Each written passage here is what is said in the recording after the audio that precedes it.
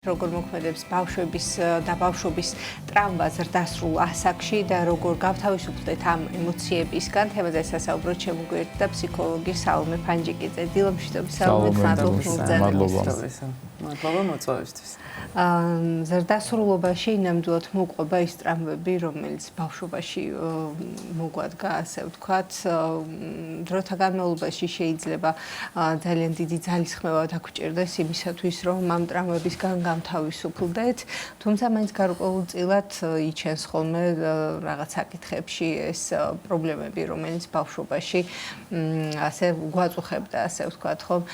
როგორი უნდა იყოს დამოკიდებულება, მოდით მშობლების მხრიდან, გარემოცვიდან, პაპა ბებია იქნება ეს თუ სხვა დედმამიშვილი, რომ ერთმანეთს ეს ტრავმები გარკვეულწილად არ მივაყენოთ და რაში იგულისხმება ამ ტრავმების მიყენება, რამ შეიძლება გამოიწვიოს ზრდასრულობაში ეს სირთულეები. ძალიან კარგი თემა არის, იმიტომ რომ ალბათ ფსიქოლოგებისთვის ყველაზე ესეთი დატვირთული თემა თუ ვინმე მოგმართავს ძირითადად ყოველთვის ესეთი რაღაცებიც და თან რატო ხა ამიტომაც არის რომ ბევრი მაქვს მე თვითონაც ნაფიქრი ხა ამ თემაზე და ვეცდები რომ ჩამოვაყალიბო და ისე კარგად გაგიზიარდო სასარგებლო იყოს ჩვენი მსმენელისთვის. პირველ რიგში ყველას გვაქვს ეს შეგრძნება, რომ ბავშვობაში გადატანილი რაღაცა ამბები, რომლებიც ემოციურად ჩვენზე აისახა, დღემდე მოყვება. ანუ ეს შეგრძნება თითქმის ყველას გვაქვს. შემდგომ არის ის, რომ ჩვენი ის გარემოებები, რომელიც გვქონდა, ვთქვათ, აღზრდის, თუ სკოლის, თუ ბაღის, თუ არის სხვადასხვა, იქ რაღაც ბულინგი იყო, თუ რაღაც თვითონ ოჯახური რაღაცა თემები, სკანდალები და ასე შემდეგ, ვგრძნობთ, რომ ჩვენს პიროვნებაზე აქვს რაღაცა ასახვა. ან გაგვივითარდა რაღაცა თვისებები, ან ზედმეტი თავდაცვითობა, ან ზედმეტი ნევროტულობა, ან აი რაღაცა ამან გაგვივითარდა. ვგრძნობთ ეს ეწესდა არ უნდა ყოფილიყო, ანუ სხვა სიტუაციაში ჩვენ შეიძლება სხვანაირები ყოფილიყავით. აი ეს შეგრძნებები არის ის, რომელსაც ჩვენ შემდგომ ვარქმევთ ტრავმას. ანუ რატო არის რომ ვიძახით, რომ რაღაცა ბავშვობიდან მოგზდოს, იმიტომ რომ აი ამ გრძნობებს, რაც ახლა ჩამოვთვალე, საბოლოო ჯამში ვაკავშირებთ ამ ბავშვობის გამოცდილებებთან და ვარქმევთ ამას ტრავმას. გრძნობთ, რომ ამას ჩვენზე რაღაცა გავლენა ქონდა. შესაბამისად, ესე იგი ტრავმა არის ის, რასაც ჩვენზე გრძელვადიანი გავლენა აქვს. მე ძალიან დიდი იმედი მაქვს, რომ ძალიან ცოტაა ჩვენში ისეთი, ვისაც ეს დაღად მოყვება, იმიტომ რომ რა თქმა უნდა არსებობს ისეთი რაღაც ძალიან ტრაგიკული და უბედური შემთხვევები და სიტუაციები, როდესაც ადამიანი ფაქტობრივად დაღდასმულიც არის ფსიქიკურად თუ ემოციურად. მაგრამ დღეს ამას არ შევეხებით, უფრო შევეხებით იმას, რაც ესეთი გავლენები აქვს ჩვენზე მოხდენილი. და შემდგომ ხო რა საით მინდოდა ხა წასვლა როგორ გამთავისუფლდა თუ ხო რაღაც მოკლედ ხო აი რა არის ხო ყველაზე ხა მნიშვნელოვანი კითხვა არის ის რომ რა იტრამვება ეგ არის ალბათ ამოსავალი წერტილი ჩვენი მსჯელობის თუნდაც ფსიქოლოგთან მსჯელობის რომ რა არის საბოლოო ჯამში ის რაც იტრამვება იმიტომ რომ ტრავმა ეს არის რაღაც ზიანი ხო ანუ რაღაცა კვალი აი როგორ ვთქვა აი მაგალითად ჩვენ რომ ფიზიკურად რაღაცა ტრავმა გვადგება მივუთითებთ იმ ადგილს, ხო, აი ხელზე, აი აგერ არის, ან დაჟაჟილობა, ან მოტეხილობა არის, რაღაცა არის კონკრეტულ ამბობ, რაც არის, რის მიხედვითაც, ვთქვათ, ექიმი შემდგომ მოქმედებს, ხო? აი რა არის ის, რაც ფსიქიკაში იტრამვება, ეს არის ძალიან მნიშვნელოვანი. მე ვფიქრობ ესეთ რამეს, ანუ მე შეგიჯამებთ ჩემს როგორც გამოცდილებას, ისე ფსიქოლოგიურ ცოდნას და აქედან გამომდინარე ესეთი მარტივი ენით ვიტყვი, რომ ჩემი აზრით ყველაზე მეტად ჩვენში იტრამვება ეგო. ეხლა რა არის ეს ეგო? თვითონ ეგო სიტყვა არის ნიშნავს მეს. ანუ მეს განსაზღვრელი სიტყვა. მე არის ფაქტობრივად შეგვიძლია ვთქვათ რა ის როგორადაც ადამიანი თავის თავს აღიქვამს, ხო? ჩვენი თვით აღქმა, როგორც საკუთარი თავის, ისე ჩვენი თავისა გარემოში, ანუ ყველაფერი ისე ჩვენ თავზე წარმოდგენა თუ შთაბეჭდილება თუ შემეცნება გვაქვს. მაგრამ ყველაზე საინტერესო აქ არის ის, რომ ეგო არის ყველაზე მოწყვლადი რამე ჩვენში, რაც ნიშნავს ის, რომ მისი ბალანსი ძალიან ადვილად ირღვევა, როგორც მაღლა, ანუ ჰაიპში, ისე დაბლა. ანუ რას გულისხმობ?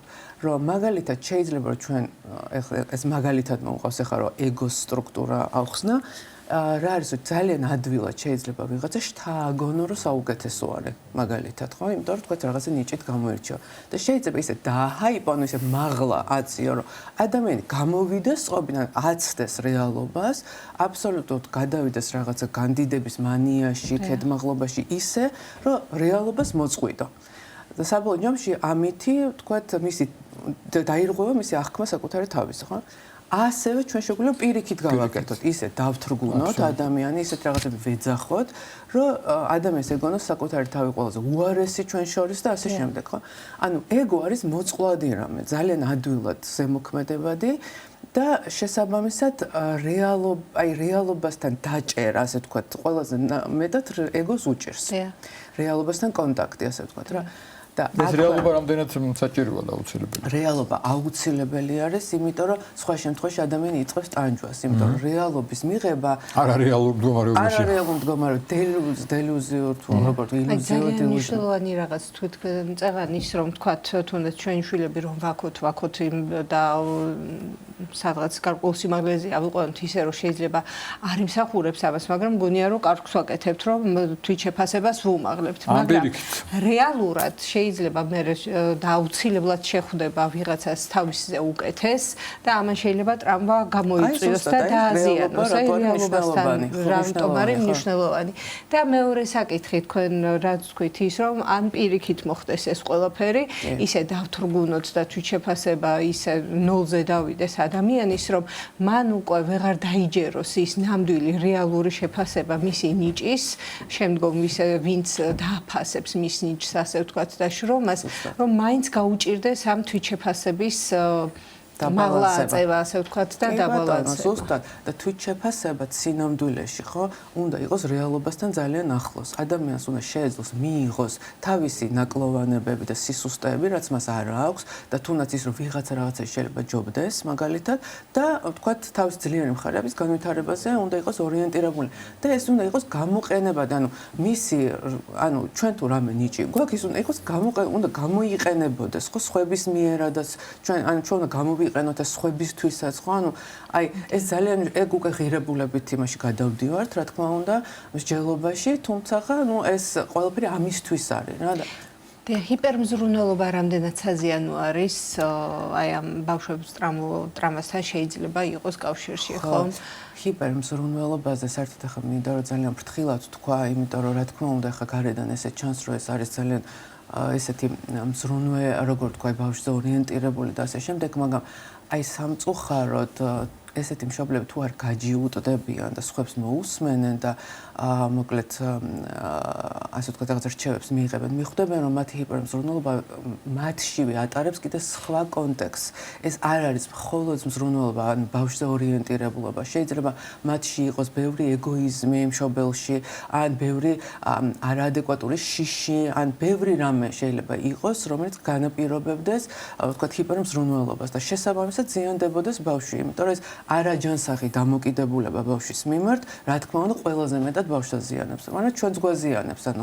მშობელსაც. ხედე, ჩვენ ძირითადად საუბრობთ აი ბავშვობაში განცდილ ტრამვებზე, მიღებულ ტრამვებზე, რომელიც მინდება ხოლმე და მაგალითად თქვენი კოლეგები ბევრი აღნიშნავენ, რომ ყველა მერე ის რაღაც პრობლემები შეიძლება ბავშვობის ტრამვიდან მოდიოდეს, რომელსაც ჩვენ ვერ ვაცნობიერებთ, ვერ უკავშირებთ, ვერ ხვდებით რა ხდება.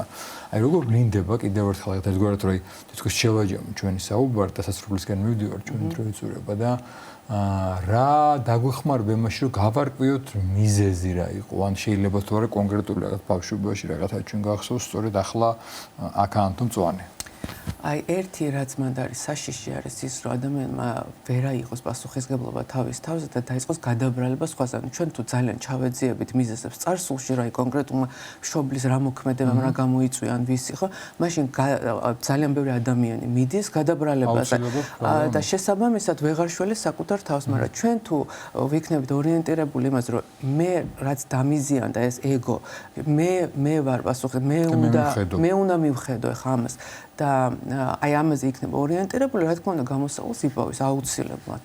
მოკლედ გამოსავალი შეიძლება ვიყო. თავისთავად ყოველთვის კიდევ კარგი რომ ესეთი ბედი გვაქვს ადამიანებს, რომ გამოსავლები არსებობს.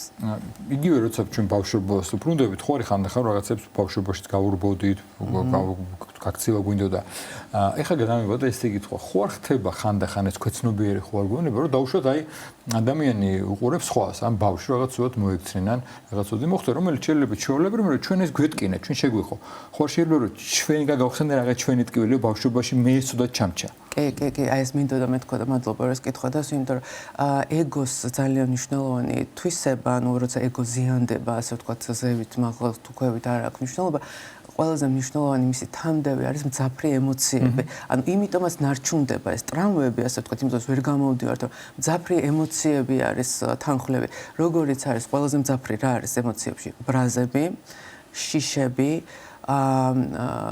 როგორ აი ვთქვათ კომპლექსები, რომლებსაც ზუსტად ეს გრძნობებთან ახლავს, ანუ შიშები ძალიან მძაფრი, ბრაზი, დაბოღმის შეგრძნება, შურისძიების შეგრძნება, აი რაღაც ესეთი ყოვლის მომცველი მძაფრი შეგრძნებები, რომლითაც ეს ტრამვები ნარჩუნდება ჩვენში სინამდვილეში და სამუშაოდ ზუსტად აქ არის. ეს ყველაფერი შეიძლება თუ არა გამოიწვიოს იმან, რომ ბავშვობაში ვთქვათ ჩვენ გქონდეს მიზანი, რომ ვიღაცისთვის კარგი ვიყოთ, რომ შეგვაფასოს ვიღაცამ დადებითად ვიყო, კარგი გოგო, კარგი ბიჭი და ასე შემდეგ. აი ეს ყველაფერი აი მაგას ხო? და ითრგუნება ჩვენი. აი ნახეთ რატო ვშვებით ჩვენ მაგას, როდესაც ვთქვათ შეიძლება მე დავრთგუნული მაქვს ეგო და ჩემ თავზე დაბალი წარმოდგენა მაქვს, მაგრამ აი დავაფიქსირე რომ ვიღაცა რომ მაქებს ეს ეგო ცოტა წამოიწევა.